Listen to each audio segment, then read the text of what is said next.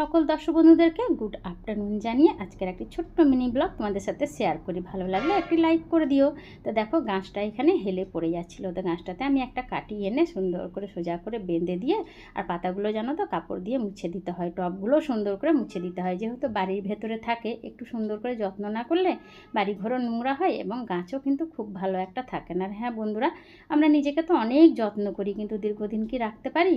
হ্যাঁ, আমরা দীর্ঘদিন থাকি না, কিন্তু কোনো জিনিস বা কোনো গাছ বা কোনো বাড়ির জিনিস যদি যত্ন করা হয় তো সেটা সারা জীবনই থেকে যায়। এদিকে দেখো মানি প্ল্যান্টের গাছগুলো, লতাগুলো হেলে গিয়েছিলো, সেগুলোকেও সুন্দর করে বেঁধে দিলাম। এরপরেই যাওয়ার পালা রান্নাঘরে। তো রান্নাঘরে চলে যাবো, চলো দেখি কী রান্না করেছি সবটাই তোমাদের সাথে শেয়ার করবো। আর গাছের চর্চা করতে আমার খুব ভালো লাগে।